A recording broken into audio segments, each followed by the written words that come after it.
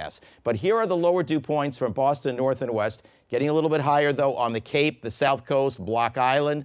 And that is the more humid air that will kind of be spreading northward slowly during the overnight period and during tomorrow. Then we have this swath of incredibly high dew points out across the Midwest and the plain states where the heat indices are way over 100 degrees. So for us, we go from the comfortable range in dew point today to pretty uncomfortable air for tomorrow and basically pretty much for most of the weekend. These are the actual temperatures right now. It's almost 100 in Pierre, South Dakota. All of these readings are close to 100. Then we have readings that are over 100, and all of this has been kind of nudging eastward with time. So tonight will not be as cool as the last couple of nights. Boston only dropping to about 70, most of the suburbs in the 60s. And look at this.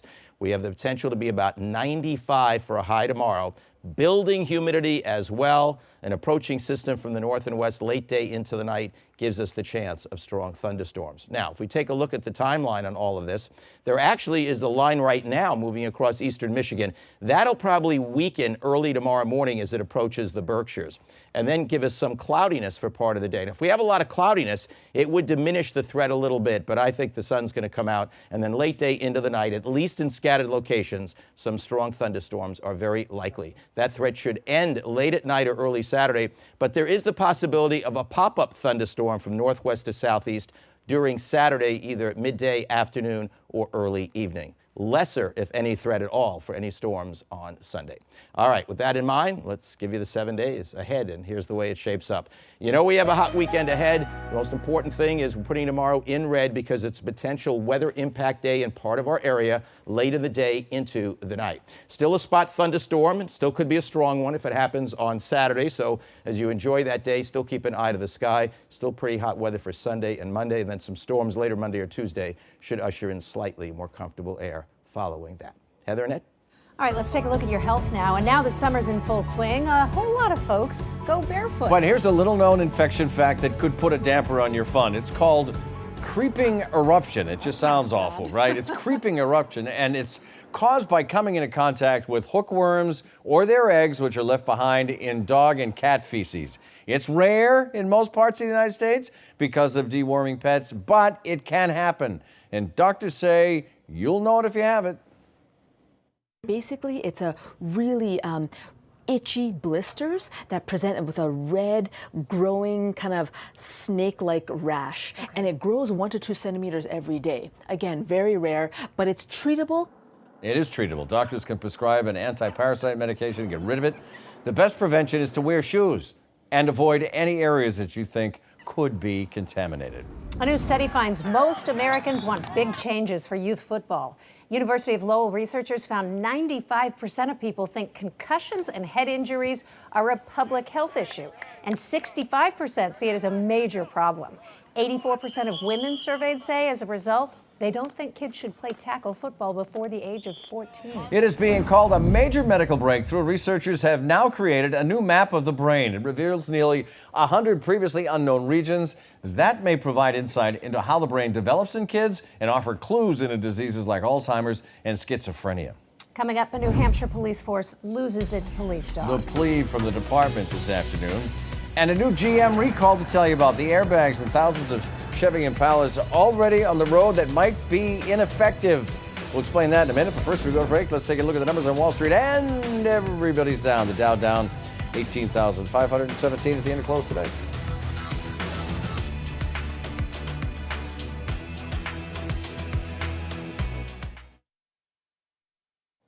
Right now, police in New Hampshire are asking for help after the loss of this beloved canine officer. Plastow police say the dog was one of the most valued members of their team. Kraken got sick and then was forced to retire. It's a 9-year-old dog, died a short time later, and that certainly, as you can expect, left a void in the department.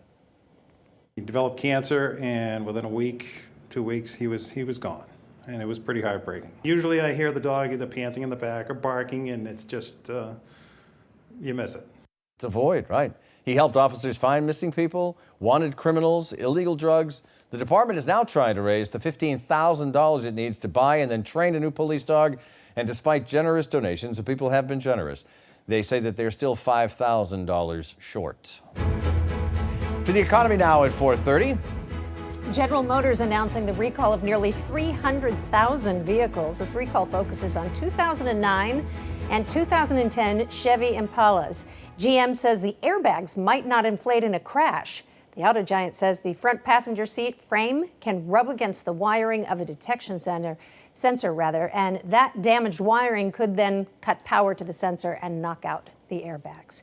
New project will give new life to a landmark building in Brighton. A real estate firm is incorporating the former St. Gabriel's Monastery into plans for $200 million in rental units. An existing church and dorm are on the site. They would be torn down, but a shrine would be relocated as part of the project. Electric car maker Tesla is getting ready to expand. CEO Elon Musk says that Tesla is working on several new vehicles, including heavy trucks, buses, could be unveiled as early as next year. Right now, Tesla makes luxury sedans, but it plans to release a lower price car next year. Musk posted his so-called master plan on Tesla's website. He did that last night. Tinder's expanding from the dating world to social groups. The app now offers a feature allowing users to organize an outing with friends and complete strangers as well. It's called Tinder Social. And if you're concerned about someone you didn't hit it off with contacting you, the feature erases all group matches after the event. We haven't, I'm not sure if this is a good way, but this is a new way to experience Niagara Falls. Coming up next at 4:30, the new attraction, not for the faint of heart. I'll say that. All right, how's this? How about flying over Niagara Falls strapped to a wire? This isn't a Nick Wallenda stunt. Everyone in here is shaking their heads. There they go. The fall's latest attraction is a zip line taking brave souls 200 feet over the gorge on a 2,200-foot ride. You have to be at least 7 years old to do it. You have to be at least 7. I know, right? And it's 6 no, 7 was okay. 6 no. You have to be 7 to do it, and we're guessing that you can't have a heart condition. Ooh, that's a nice shot, though. That's cool. I think I would do that as a matter. More thrill rides are planned. Again, this is over. Look at that. That's pretty cool. I would scream so Would you? loud But the that's what they want you to do, though. way. That's what they like want you to do. riding a roller coaster. That's what they want you to do. Looks like fun. Ben and JC have breaking news at 5 right here on News Center 5 right now. Now on News Center 5. Breaking news, a massive fire erupts in Charlestown. The smoke seen for miles. The challenges facing firefighters at the scene. Ted Cruz rocking the RNC with a controversial speech. I am not in the habit of supporting people who attack my wife. The fallout tonight and what we can expect when Donald Trump hits the stage. Increasing heat and humidity and the timeline on the threat of severe storms. Lots of symptoms, no diagnosis. The new team trying to solve this boy's medical mystery. From Boston's news leader, this is WCVB News Center 5 at 5. That breaking news at 5 o'clock, Sky 5 over a massive 6-alarm fire in Charlestown that damaged 3 buildings. As you see there tonight, all residents and firefighters are accounted for. But not before a Mayday call went out for fear one of those buildings might collapse. Team coverage begins with News Center 5's Rondella Richardson and the efforts by firefighters to douse those flames. Rondella? And firefighters still running around here. This was very tense. It could have been a devastating fire as it hit 6 alarms here on Bunker Hill Street. The gist of it is you had 3 structures that are impacted. The worst at 284, 286, completely gone. This happened just before 2 p.m. in Charlestown. That Mayday call for 2 firefighters thought to be missing. They were found within 5 minutes on an adjacent roof, but the smoke, thick, heavy, black. You couldn't even see what was in front of your face. The strain of the high temperature, a severe drain on the 120 firefighters on scene and still here. It's very hot. Well, certainly heat exhaustion, heat stress is a concern for our members. We did strike an additional alarm towards the end, and we'll probably bring in some resources now just to rotate people out because they have been here for a long time, long-standing fire. And as you can see, looking up the street, we still have a significant issue we're trying to deal with in the basement. And the fire is still burning in the basement. That's where firefighters are trying to get in and attack it at this hour. It's been more than 3 hours. The cause still unknown, but they do say that it started in the rear of the buildings, and at one point there was fire going up these porches of all of the floors. These are wooden structures, duplexes here in Charlestown. We're live on Bunker Hill Street. Back to you. Rondella, thank you. As we said, no residents were hurt, but tonight we are hearing about the efforts of some to get those residents out in time. And News Center 5's Sean Chabot is live with that part of our coverage. Sean? Yeah, you know, this is such a huge scene here. Blocks and blocks have been shut down. I'm going to step out of the way. We are actually 4 blocks away, but we did speak to people who were there. It does appear as though everybody did get out safely, but a lot of people inside those burning buildings did not even know that it was on fire. I spoke with several people who live in the main building that was destroyed, along with residents in the adjacent buildings there. The fire ripped through the back of this 5-story building, spread from 282 to 286 Bunker Hill. I spoke with 4 people who lived inside 284 where the fire began. One was a woman who lives on the 3rd floor. She said that she was home at the time. She noticed the smoke and then saw her back deck on fire. In fact, an Amazon delivery driver was inside that building. She rushed from unit to unit, telling people to get out. I saw the house on fire and just started ringing doorbells to get everybody out. How many people were in the buildings and how many did you get out? There was 4 people that got out. Now, there was also a man who lives with his mother on the 1st floor unit there. He was also home at the time, but he says that his family cat was inside the building as well.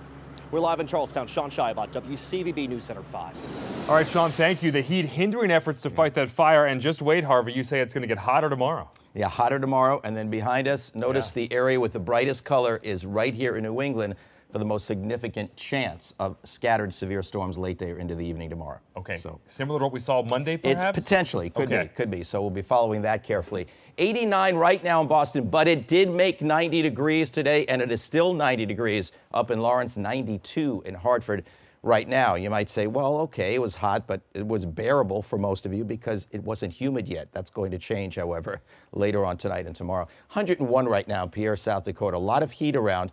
And yes, it's not only 101 over there, but it's also extremely humid. So some of that wants to move eastward into our area tomorrow. And then a front approaches. That's why we see a band of storms here. This band will likely weaken around the Berkshires early tomorrow, but you see there's more behind it. That's the concern for late tomorrow into tomorrow night. And notice we are the area. It probably will be scattered in nature, but can be severe. So we've got to definitely pay attention. So if you were to be affected by one of those storms late tomorrow into tomorrow night, a very high chance of strong winds, if not damaging winds, very high chance of likelihood, moderate chance of lightning, moderate chance of hail, and there is a small chance that there could be a tornado or two spun out of this situation. So it is definitely something to watch, and that's what we'll do. It started out today really cool, but that's now gone for a while. We'll talk about the weekend forecast in a few minutes. JC? Commitment 2016, tonight's the night. Just hours from now, Donald Trump will accept the Republican presidential nomination. Now you can see Trump here and his daughter Ivanka rehearsing today before his big speech. But it's what Ted Cruz didn't say last night that is still dominating the news today. News Center 5's Maria Stefanos is at the Convention Center in Cleveland with more. Right. It's what he didn't say. Ted Cruz did not endorse Donald Trump last night, and he says that's not going to change no matter what. Stand and speak and vote your conscience. The talk all Ted Cruz today after last night's stand where he refused to endorse Donald Trump during his primetime speech, and that triggered an arena full of this. I caught up with a member of the Massachusetts delegation who did not mince words. This was real amateur politics, extreme sour grapes. Mr. Trump was magnanimous. He'd approved the whole speech, and he said, even though we don't agree, I'm going to give you a prime speaking slot on Thursday night before Mike Pence. Probably have most of the eyeballs of the country watching. And Ted Cruz couldn't even bring himself to say, I support the nominee of our party. Cruz not backing down. I am not in the habit of supporting people who attack my wife and attack my father. Ted Cruz signed this pledge back in the day where he said that he was going to support the nominee no matter what. However, he said that was dead in the water once Donald Trump attacked his wife and talked about his father. Eric Trump calling all of this, calling Ted Cruz classless. Reporting from the Republican National Convention, Maria Stefanos, News Center 5. And you can look for ABC News coverage of Donald Trump's big speech tonight right here on Channel 5 beginning at 10 o'clock, followed by News Center 5 at 11. And next week, Ed Hardy will be live in Philadelphia for the Democratic National Convention. His live reports begin Sunday.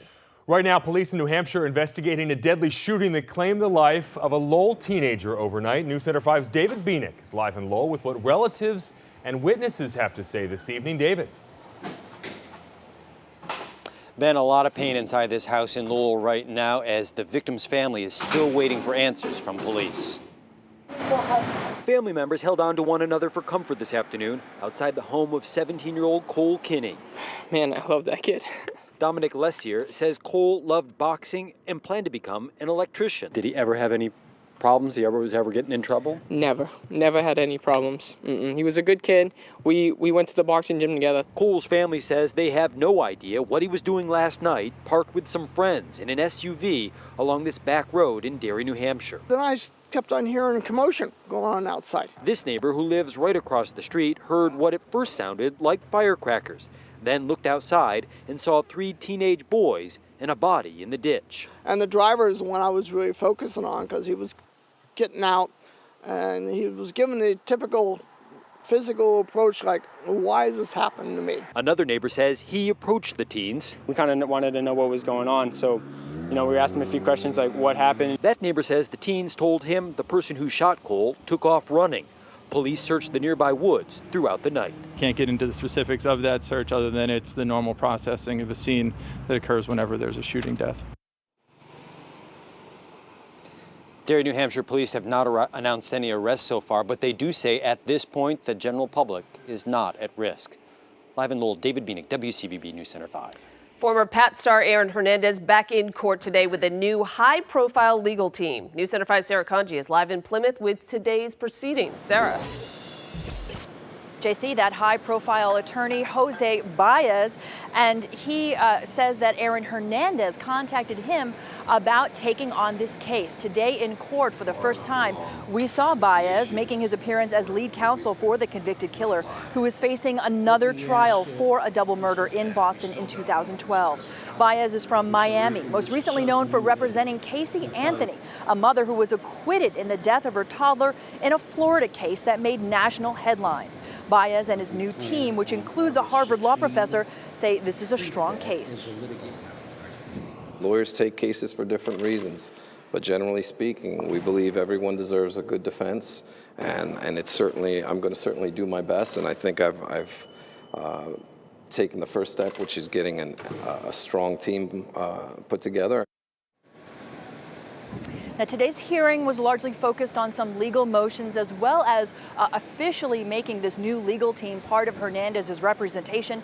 Baez told the judge that he is hoping for a spring trial, still trying to get up to speed on this case. However, the judge indicated he wants to be much earlier than that, more like the fall. Live in Plymouth, Sarah Conji, WCVB News Center 5. Sarah, thank you. Several major developments in the terror attacks overseas. News Center 5's Ed Hardy tracking the arrests and a warning for U.S. citizens. Ed. And right now, Ben, 10 people are under arrest accused of plotting possible terror attacks at the Olympic site. The group allegedly pledged allegiance to ISIS on social media and discussed using weapons and guerrilla tactics at the Games, which begin in Rio next month.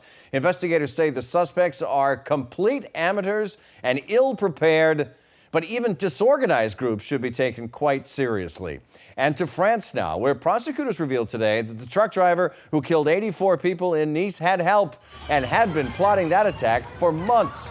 5 suspects are in custody tonight, facing terrorism charges for their roles in helping Mohamed Bouhill in the July 14th attack. Those close to Bouhill say he didn't show any signs of radicalization until recently, but searches and photos suggested he may have been plotting the attack as far back as last year. And tonight, a travel warning for U.S. citizens in Saudi Arabia. The State Department saying it has learned of a potential imminent threat of an attack. Americans are urged to be aware of their surroundings and take extra precautions when they travel throughout that country. And that warning comes just weeks after a suicide bomber carried out an attack near the U.S. consulate in Jeddah. JC? And thank you. Right now, gun rights supporters are gathering at the State House to protest the Attorney General's plan to step up enforcement of the state's assault weapons ban. News Center 5's John Atwater is there live tonight. John?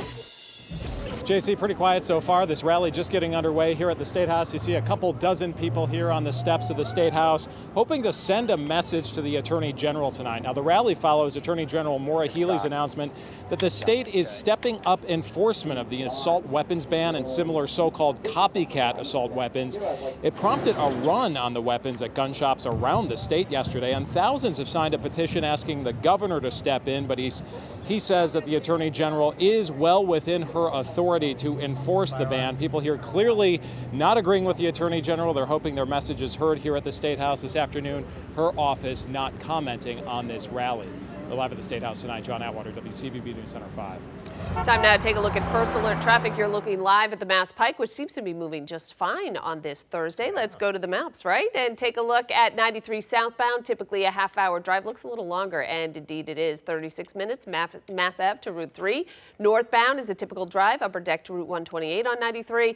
Lots of problems in and around the city. If you're on the Pike going 93 Newton Corner, you shouldn't have too many problems at 16 minutes, but 128 southbound is jammed. Miles, but north and south of the Pike. Farther west on the Pike, Weston Tolls to I-495 is a slow 35-minute ride, and we have delays on both sides of 495 north and south of the Pike. That's a look at a rather rough First Alert traffic. Busy Thursday evening. All right, a terrifying moment caught on camera in New York City. Yes, next, the scramble after a man throws a fake bomb into a police van.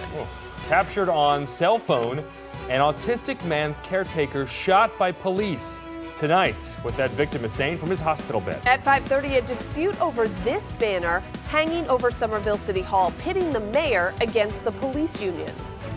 He has moderate hearing loss, low vision, some tone issues, so that puts him in a wheelchair. Yeah, Zach Nickel has a long list of symptoms, but no diagnosis. How a new network of experts is trying to solve his medical mystery. Updating our breaking news, Sky 5 over a massive 6-alarm fire in Charlestown, which did destroy one building and heavily damaged 2 others. The flames broke out in the rear of a building on Bunker Hill Street, causing about $5 million in damage in total.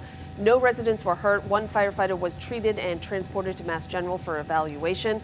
And now we're hearing it's too early right now to tell the cause or origin of the fire.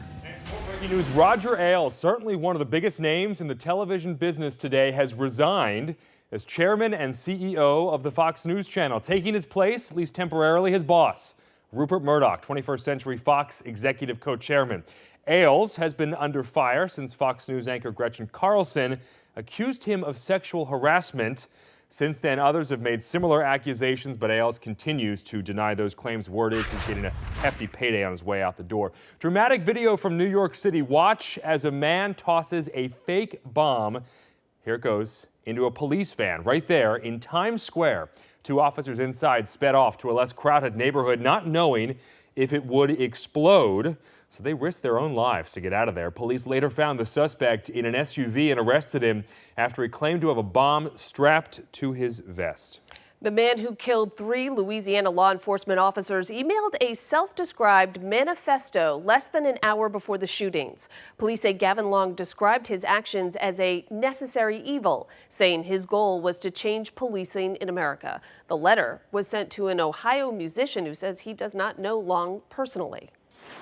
Another police-involved shooting of an unarmed black man caught on camera, this one in Florida. Right now, an investigation is underway into why a police officer fired his weapon at a therapist who was attempting to help his autistic patient.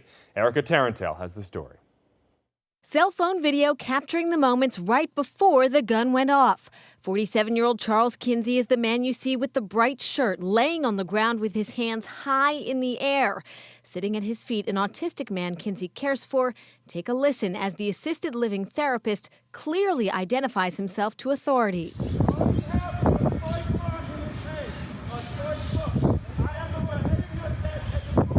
The cell phone video released by Kinsey's lawyer shows police hiding behind a nearby pole with their guns drawn. At one point, you can even hear the therapist attempting to calm the man with autism.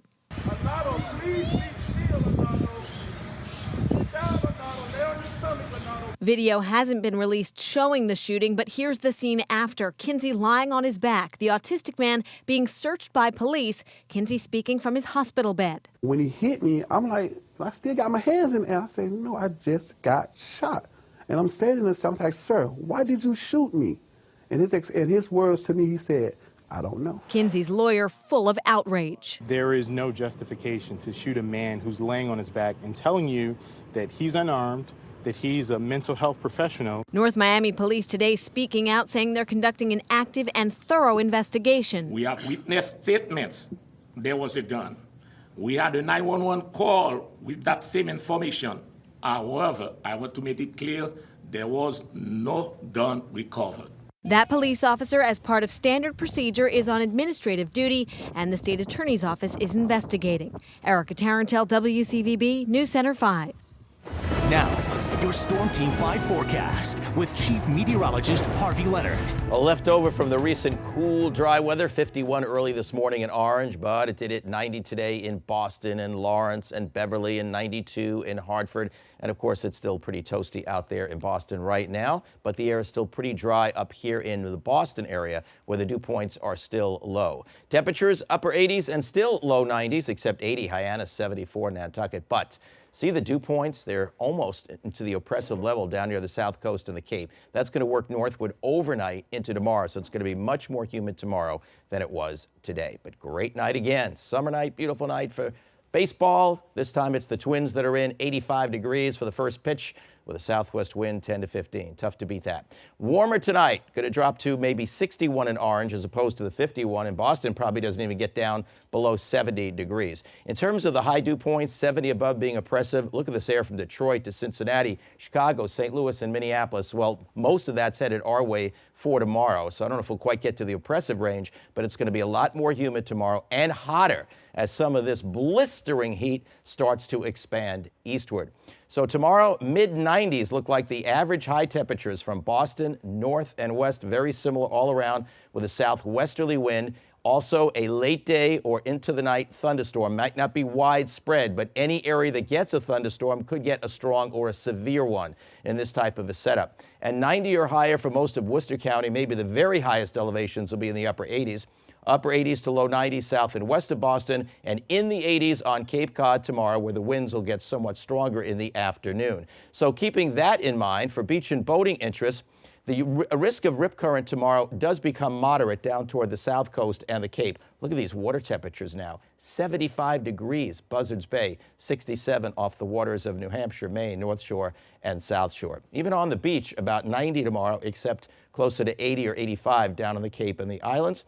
And your high tide is in the early afternoon. UV index still high. Remember, a late day or nighttime thunderstorm tomorrow near the beaches. Air quality alert also in effect for eastern, southeastern Massachusetts, Rhode Island, eastern Connecticut, as well as the Maine coast for tomorrow, 11 a.m. to 11 p.m. Now, there's a little band of thunderstorms here. That'll probably weaken as it approaches the Berkshires by dawn. But see how there are more storms behind it? Those are the ones that could time out to late tomorrow into tomorrow night. So we're mainly clear for tonight. Some patchy clouds at times tomorrow. If we had a lot of cloudiness, it would diminish the threat a little bit for the end of the day or the night. But I think we're going to have enough sunshine to really cook the atmosphere. And at least scattered storms will be coming through, if not the end of the day, then during Friday night. Saturday, I can't rule out a spot thunderstorm in the afternoon. Probably not as widespread or not as severe as the threat would be late Friday into Friday night. But in that late Friday to Friday night period, 4 to 10 p.m., if you were to get a thunderstorm in your area, very high chance there could be strong or damaging winds, also very high chance of lightning, and a medium chance of some hail, even a small chance that there could be a spin-up or two, a small tornado or two. All right, here you go into Sunday now as the threat of storms ends Saturday evening. Sunday looks like a completely sunny, hot summer day, great for outdoor summertime activities. All right, let's check it out your next 7 days, and here's the way it goes. We're hot tomorrow, we are hot over the weekend into early next week, and then late Monday or Tuesday, or late Monday into early Tuesday, the risk of some thunderstorms. And then it should be slightly cooler and somewhat less humid as we get toward the middle of next week. That's how it's shaping up. We'll stay on top of it and report back to you next half hour. Ben and JC? It is the hottest time of the year, right? That's right. Just about. That's right. Thank you, Harvey. Well, it has been in the works for months, and tonight a Zika vaccine may be closer to reality. The next big step before one may finally be available to the public here in the U.S. Southwest passengers still stranded after a pricey computer glitch. At 5:30, how much longer some travelers could have to wait for a new flight. And selling part of the State House lawn. New at 6, the condo edition that is stirring up, as you can imagine, quite a bit of controversy. The death of a 4-month-old at an unlicensed home daycare in Connecticut has now been ruled a homicide after tests revealed very high levels of Benadryl in the child's system. Adam Siegel was found dead in March. His death was initially ruled an accident from sudden infant death syndrome, or SIDS, after investigators say there were no signs of trauma. No criminal charges have been filed, but prosecutors now say that could change. A Canadian research team is set to begin testing a Zika virus vaccine on humans. Canada's federal health agency and the FDA have both given the team permission to begin clinical tests in the coming days. The first phase will involve vaccinating 40 volunteers spread out over 3 sites in Quebec City, Miami, and Philadelphia. An unexpected discovery inside a New Hampshire home. New at 5:30, what police found after checking out a home accidentally hit by a car. A teenager killed by a lightning strike. The efforts to save his friends who were hiking with him.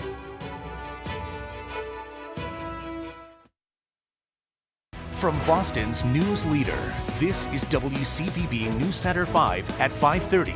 And here are the stories happening right now at 5:30. Firefighters will be on the scene of a 6-alarm fire in Charlestown for hours more. The flames destroyed one building on Bunker Hill Street and heavily damaged another.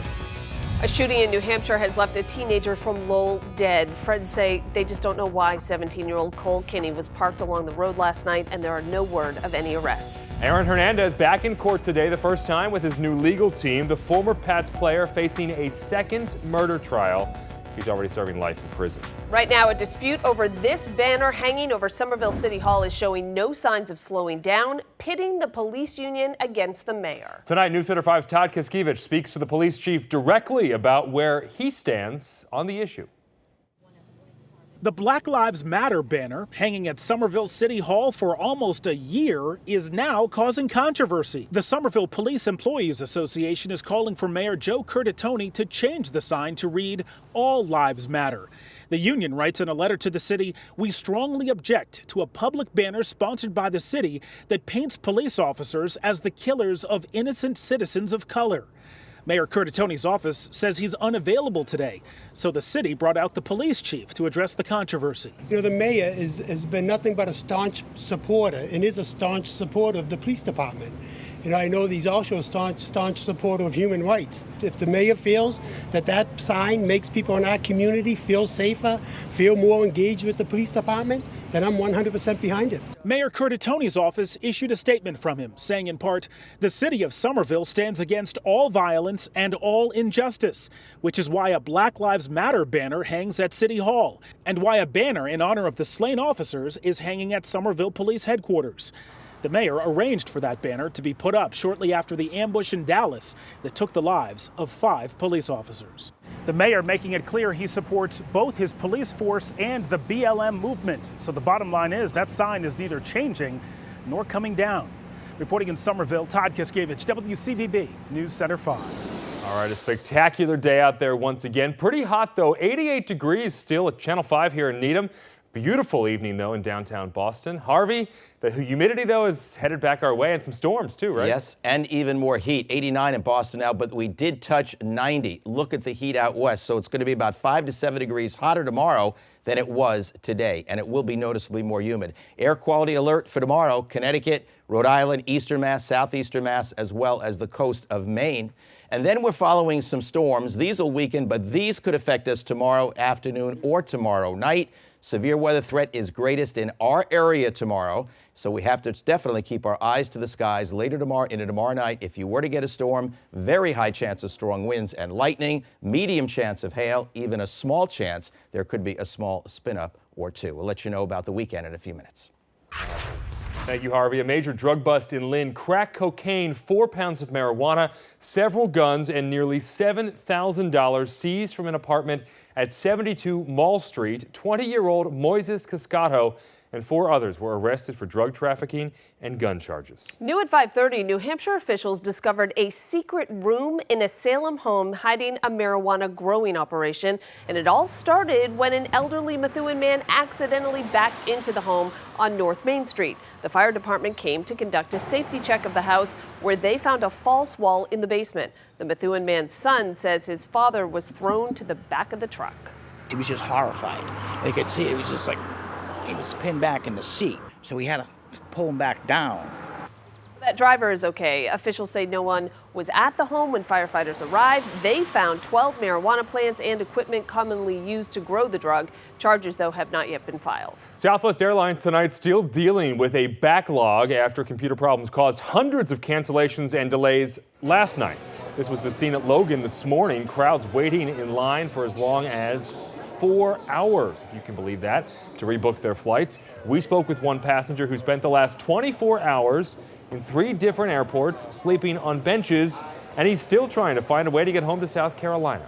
I mean, it's frustrating, you know. I know it's not the people behind the counter's fault, but it still has definitely put a wrench in the system, you know.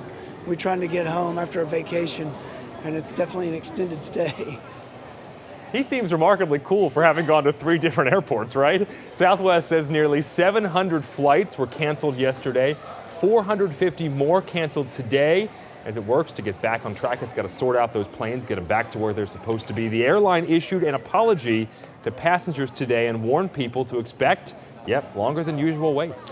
Commitment 2016, the night Donald Trump has been fighting for more than a year, has arrived. Tonight, Trump takes center stage at the Republican National Convention to deliver his view for America as the GOP presidential nominee. News Center 5's Maria Stefanos is live from Cleveland. Maria? Ben, JC, things definitely feel different here today for sure. You can tell that this is the big night here. Short time ago, right behind me, Donald J. Trump walked out onto this stage with his daughter Ivanka. It was their walkthrough, their run-through for their primetime moment tonight. The entire final night of the Republican National Convention kicks off, by the way, with Rentham native Ayla Brown singing the national anthem. Of course, the daughter of former Senator Scott Brown, who was a friend of Donald Trump's. I think it's important for me to cast my vote and make it count in a way where it's very personal. Like, I get to share the stage with Donald Trump tonight, who may be our next president. So I think it's not only an honor, but it's an honor to sing for our country. Any talk in your house about a cabinet position?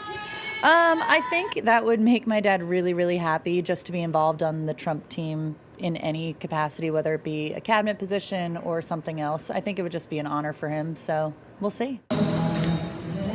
Ayla did her sound check early this morning. She sounded really good, but she did tell me she's nervous, but she's really honored to be picked. Tonight's theme, Make America One Again. Of course, Donald Trump, the main event. He's expected to talk about immigration, trade, law and order, and yes, Hillary Clinton.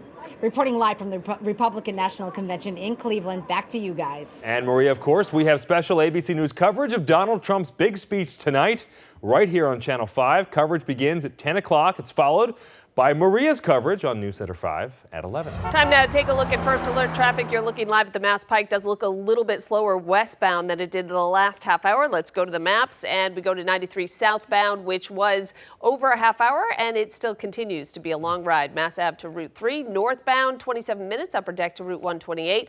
Lots of problems, it looks like, around the city. If you're on the Pike, 93 Newton Corners, 14 minutes. Long delays 128 southbound, and it really jams up Weston Tolls to I-495, which is 34 minutes. Both sides of 495 right around the Pike, both are slow at this hour, so it is a little bit of a tough commute out there. All right, a major setback for Russia ahead of next month's Olympics. The decision handed down today after it appealed a ban on its track and field athletes. And this young boy facing something of a medical mystery. Tonight, how his family is using a new network of experts to help him. A big hit to Russia ahead of the Olympics. Today, it lost its appeal against a ban on its track and field athletes. 69 Russian athletes were recently blocked from the Summer Games following allegations of state-sponsored doping and cover-ups. It's now possible the International Olympic Committee could bar the entire Russian team from every sport. No word on when that decision could come. New data shows Malaysia Airline Flight 370 could have crashed further north than thought. The airliner went down in mid-flight 2 years ago with 239 people on board. Crews have been searching an area in the southern Indian Ocean, but an oceanographer who found potential debris from the jet says drift modeling suggests the plane may have gone down closer to Madagascar. And the recent terror attacks in Europe are having a big impact on airlines. Lufthansa is the latest to say flight bookings are down following the attacks. The German airline says advance bookings, specifically long-haul trips, have declined significantly in the last month. And just last week, Delta said it was cutting back flights to Europe for the exact same reason. I wonder if there'll be deals to come then. Oh, there you go. Maybe. See, silver lining. Yeah. Tragedy atop Arizona's tallest peak. A teenage hiker killed by lightning in desperate attempts to save his friends. Imagine being nominated for an Emmy Award only to be disqualified. It happened to this actor you see standing there. Why this honor was unexpectedly pulled. Well, the last couple of days have been great. We started to heat it up today, more so tomorrow with humidity and following some storms in the Midwest, a couple of lines. We do have a risk of some strong storms late tomorrow and tomorrow night. We'll let you know about that on the weekend. Tonight, an Arizona teenager is dead after being struck by lightning. The 17-year-old was hiking the state's highest peak with 2 other teens yesterday when storms moved in. Now, at first, it was too dangerous to send searchers up to get them, so the teens were instructed to make their way down as far as possible. We finally got a break in the weather, and searchers went up and met them on the trail with a medical crew from Guardian Medical and Summit Fire. They rendered some basic aid there, and they were able to walk them off the mountain to waiting ambulances. The 2 other hikers were conscious and walking when crews reached them, but their conditions are not known tonight. An unusual discovery in space. NASA recently uncovered an X shape in the center of the Milky Way. An astronomer made that discovery last year, tweeting out some galaxy maps he made. A German researcher saw the maps and the X and reached out to NASA. Together, they hope to learn more about how the Milky Way was formed. X marks the spot. Isn't that what they used to say? Yeah, the treasure. Yeah. That's where it is, Harv. Yep, impressive. It Very is. impressive. Well, I don't know if you're going to find the heat and humidity impressive that's coming along, or maybe annoying. We'll see. But today it hit 90 in Boston, but the air is still dry. Tomorrow will be warmer than that, and it's going to feel a whole lot warmer than that. So this is the 6th day this month of July that we've been above 90 degrees. Didn't happen in June, happened once in May, so far 7 times. The average for a season is about 14 in Boston. All right, now every Thursday the drought monitor index gets updated.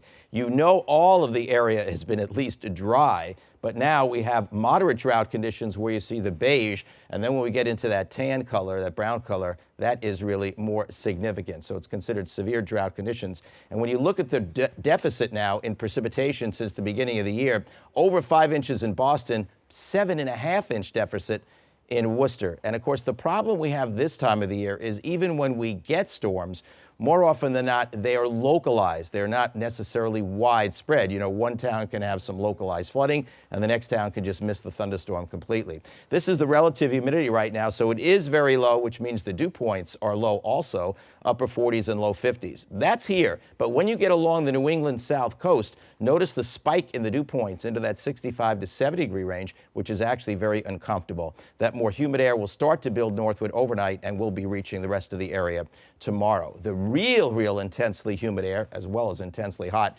is from Detroit to Cincinnati, St. Louis, Chicago, and Minneapolis. So we're going to see the dew point spike, which means you'll find it more uncomfortable tomorrow. And then you're going to add the heat and temperatures in the 90s to the mix, and pretty much stays that way most of the weekend. Now, in terms of the temperatures, here's all that hot stuff, and that's also pushing eastward with the jet stream. So we hit 90 today. We're very strong chance of doing it tomorrow, and a pretty good chance of doing it Saturday, which would be 3 days in a row, and that would be a heat wave in and of itself. There is some chance Sunday could fall just short of 90 degrees. We'll see how that goes. But there's the story on the heat wave that could be building in. Tonight, not as cool as recent nights. Boston drops to about 71. That's it. And then look at tomorrow. A scorcher. Mid-90s, maybe even a few upper 90s from Boston north and west, a few degrees cooler to the south, and then somewhat cooler, relatively speaking, for the Cape in the 80s and Nantucket, upper 70s. Air quality alert also in effect tomorrow in the very hot, very humid air. There'll probably be a decent amount of sun. One line of storms here probably will weaken as it approaches early tomorrow, but there are other lines behind it, and that's what we have to be concerned with. Notice we are in the area tomorrow of slight risk for severe, but we are the greatest risk of any region tomorrow right here in New England. So eyes to the skies later tomorrow into tomorrow night as the front approaches. So we're clear tonight. Tomorrow, as I mentioned, weakening showers approach. Probably not get it here, but once we get to tomorrow afternoon into tomorrow night, might be scattered in locations, but could be some strong storms around. A pop-up storm cannot be ruled out on Saturday, but Sunday looks like a day that'll be filled with sunshine. Here's your risk tomorrow if you do get one of those storms late in the day or at night. Very high, of course, for lightning and wind. Wind damage is the greatest risk of all. Even a very low chance there could be a small spin up. All right, there you go. We're into clearing skies for Sunday. Lots of sunshine, so you got a great outdoors day to take advantage of there. By the way, it does look like next week, by the middle of the week, it'll be a little more comfortable. Ben and JC? Thank you, Harvey. Some tough news tonight for actor Peter MacNicol. The Veep actor has been disqualified from this year's Emmy Awards. He had been nominated for Best Guest Actor in a Comedy. So guest actors must appear in fewer than half of a season's episodes to fit into that category. Well, it turns out MacNicol appeared in too many episodes with only a couple of seconds actually making the difference here, pushing him over the edge. That would be Well, that's painful. lousy. Yeah. And that's such a good show. It's so funny. It's so really good. Funny. All right, you have likely seen the unique New Balance headquarters building alongside the Mass Pike, but did you know you can make something equally unique inside? If you haven't seen it, it looks like a boat. It's cool. I've seen it. It looks like a Yeah. cruise ship. Yeah. The company recently opened a showcase retail store there, and Chronicle Shayna Seymour discovered it's just the place to make your own custom kicks. Need some new kicks? How about some workout gear? You could really find something here for anyone. This is the New Balance Global Flagship Store. It's the first in the U.S. Store General Manager Andrea Mazzara says it's a retail experience like no other. We've opened this location to have a really interactive and engaging experience for our local consumer. We want to be able to showcase what we do. The store, located in the company's headquarters in Brighton, has a huge running section. In addition to baseball, tennis, soccer, and lifestyle footwear and apparel, as well as kids' footwear. The product that we feature is amazing. I think we've got top performance line. My favorite store feature, the MB1 customization bars, where you can use iPads to design your own shoes. Oh, this is great. You could do that. Play with color and material swatches to create the right combo. For my base, this color. It's a beautiful color. Jewel, thank you. You know what I think would look nice with that? What about a blue? Ooh, kind of pop it out a little bit. Yeah. Oh, that's nice. Customize 18 different parts of the shoe. Tough choices, but oh, so much fun.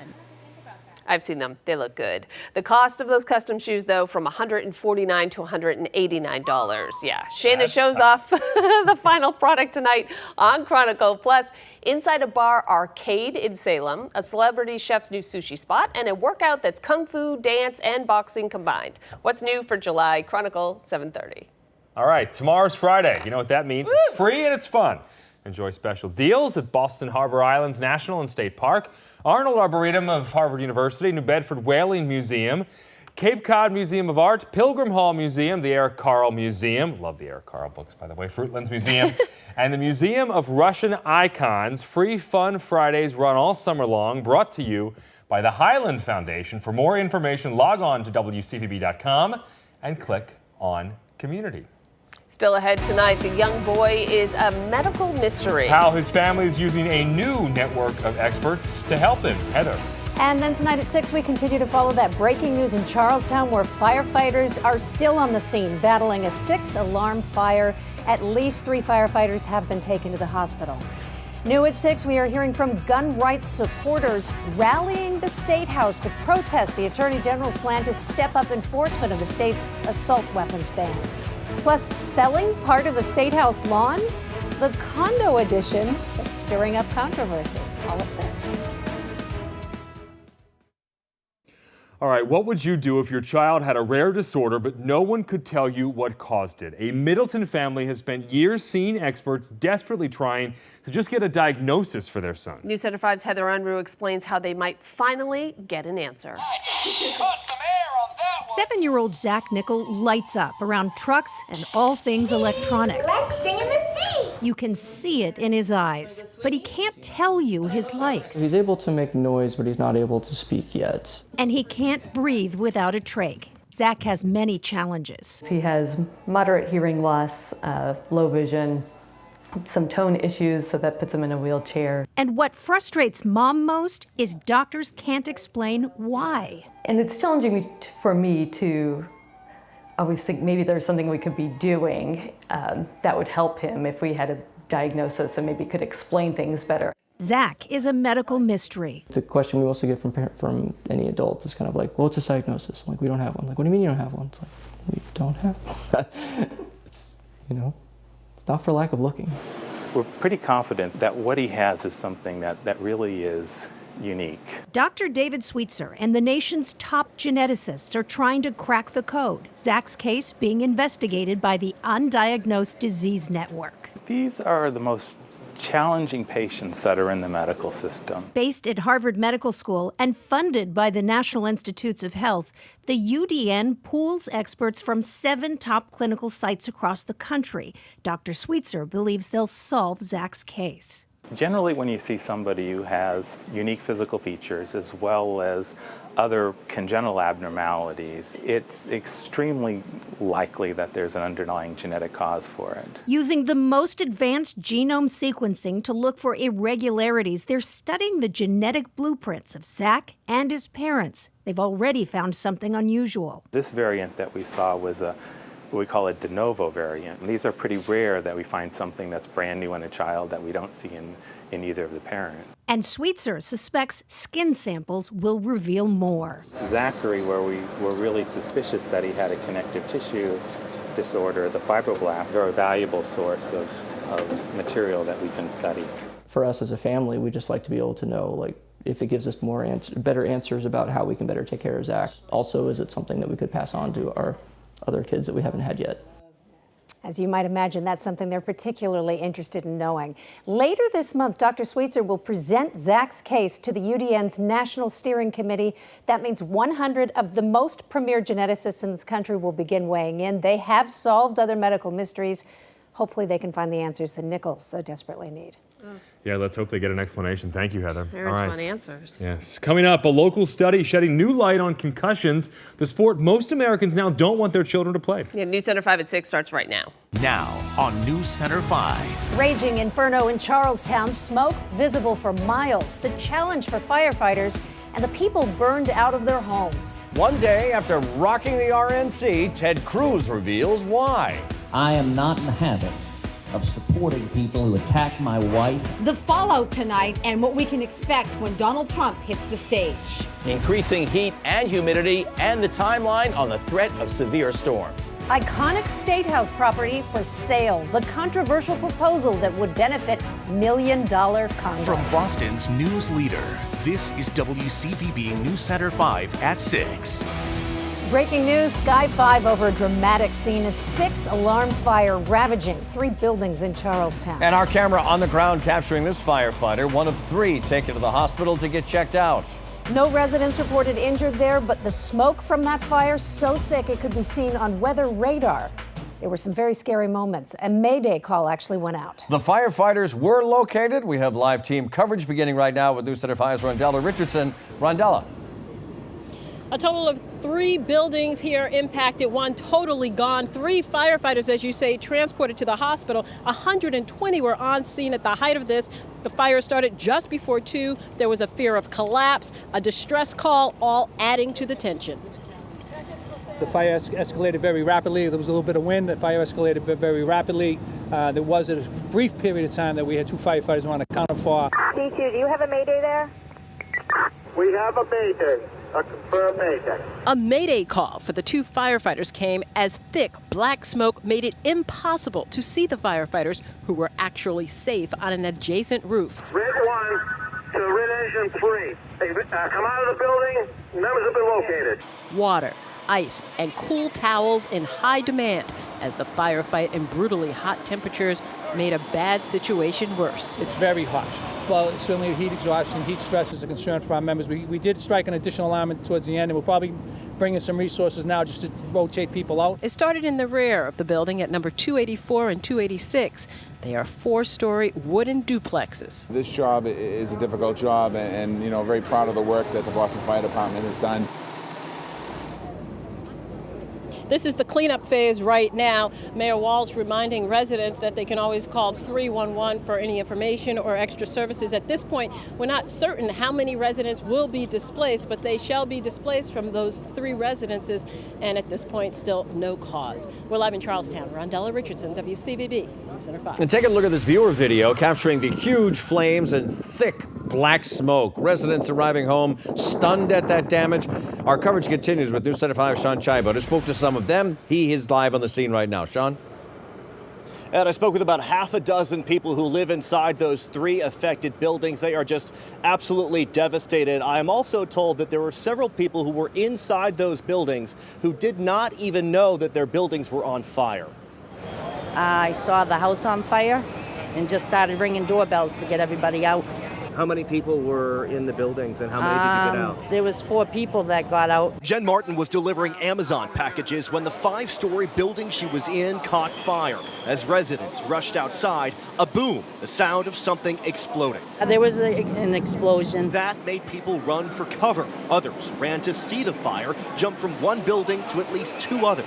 Going around to the backside of the properties on Wall Street, we noticed that the back part of the brick house was engulfed, but also the building next to that had just started going on fire as well. People who live there came home to see their property destroyed or covered in smoke and water. I just hope everybody's okay. I don't really care about my stuff, you know. As long as everybody makes it out okay and uninjured, hopefully.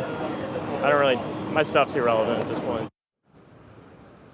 Now, the damage here is estimated in the millions. The mayor says that there are some people who live in those buildings who have not yet come home, so they might not yet know that their homes were destroyed. Live in Charlestown, Sean Chaibo, WCVB News Center 5. Look at this image. What a sight. That heavy smoke, coupled with the heat today, making it very difficult for firefighters on the scene.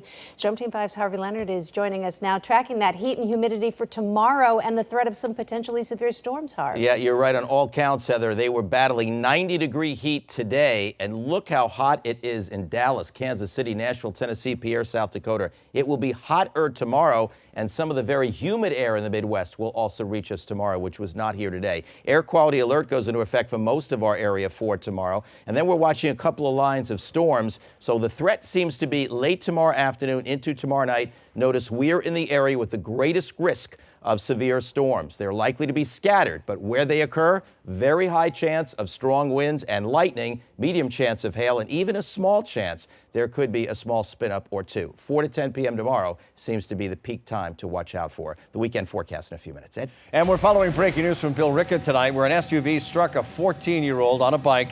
According to police, the child was crossing Boston Road in a crosswalk when she was hit. The child was rushed to the hospital. There's no word right now on a condition. The driver remained on the scene. In Commitment 2016 now, Republican presidential nominee Donald Trump preparing to formally accept his party's nod as their candidate to take on Hillary Clinton in November. Today in Cleveland, Trump and his daughter Ivanka did a walkthrough at the convention stage. And in just a few hours, Trump will be front and center for what could be the most important speech of this campaign. And News Center 5's Maria Stefanos is in Cleveland right now. Maria? Well, this is the big night. Donald Trump is the main event. We've seen him every single night, but tonight is when we're going to hear from him. But first, Ted Cruz follow. I am not in the habit of supporting people who attack my wife and attack my father. Ted Cruz not backing down one bit after the former presidential candidate refused to endorse Donald Trump last night. The loud chorus of boos filling the arena and creating a whole new controversy here at the RNC.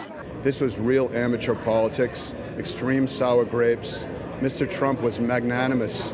He'd approved the whole speech, and he said, even though we don't agree, I'm going to give you a prime speaking slot on Thursday night before Mike Pence. Probably have most of the eyeballs of the country watching. And Ted Cruz couldn't even bring himself to say, I support the nominee of our party. And tonight on the big stage, the final speaker, Donald Trump. Observers say this speech counts. He still needs to bring the Republican Party behind him and then the American people behind him. So all of this begins in just about an hour here at the Q for the Republican National Convention. Ivanka Trump will be the one who comes out and introduces her dad as the Republican nominee for president. Back to you. And here's our rundown for tonight. You can look for ABC News special coverage of Donald Trump's big speech tonight, right here on Channel 5. It starts at 10, followed by News Center 5 at 11-ish, as we like to say in the newsroom. And I'll be in Philadelphia for the Democratic National Convention. Live reports begin Sunday, right here on Channel 5. And the mystery continues. Senator Tim Kaine, rumored to be at the top of Hillary Clinton's list for VP, is scheduled to be in Boston tomorrow for a noon fundraiser. But he's also scheduled to be on Nantucket on Saturday, raising money for his re-election campaign. At the same time, Clinton is expected to be in Florida with her new running mate yet to be announced. A member of his campaign confirmed tonight the Boston and Nantucket events are still on. Right now, gun rights supporters at the State House, they're protesting the AG's new plan to step up enforcement of the state's assault weapons ban. News Center 5's John Atwater talked to some of them today. John? Heather, things just wrapping up here, but there were well over 100 people. A number of people still here tonight. They're carrying flags and signs here on the steps of the State House to send a message to the Attorney General. The people here say they were pretty surprised when they heard the Attorney General's announcement yesterday that the state is stepping up enforcement of the assault weapons ban. She says that ban also includes so-called copycat assault weapons. I followed the letter of the law to the T. I've done everything that the state has asked me to do, and last afternoon, on 8-hour notice, we received notification that the laws were changing. Now, the Attorney General says the only thing changing here is enforcement of the current law, and she does have the governor's backing. We're live at the State House tonight. John Atwater, WCVB News Center 5. Former Patriot star Aaron Hernandez was back at a Massachusetts courtroom today facing more murder charges. The convicted killer debuting a new legal dream team today. And News Center 5's Sarah Conji is live at the courthouse in Plymouth right now. Sarah? At the head of that so-called dream team, Jose Baez, most recently known for leading the Casey Anthony case down in Florida, making some national headlines. Well, Baez says that Aaron Hernandez reached out to him to take on his case. Asked them to turn over what they could. Some star power in the legal world for Aaron Hernandez. His new lawyer, Jose Baez, making his first appearance on behalf of the convicted killer, who is now facing another trial for the murders of 2 men in Boston in 2012. He's filed a declaration that he's not guilty, and we plan on representing him as such. Baez from Miami made national headlines representing Casey Anthony, the Florida mother acquitted in the death of her toddler in a high-profile case. Lawyers take cases for different reasons, but generally speaking, we believe everyone deserves a good defense, and it's certainly, I'm going to certainly do my best, and I think I've taken the first step, which is getting a strong team put together. That team includes a Harvard law professor, Ronald Sullivan. Mr. Hernandez asked us to represent him. We think that there's a very strong case, and we look forward to proving that in court. Now, today's hearing went over some legal motions. No trial date has been set yet. All parties are waiting on the SJC to decide on a key piece of evidence, Aaron Hernandez's cell phone. Live in Plymouth, Sarah Conji, WCVB News Center 5.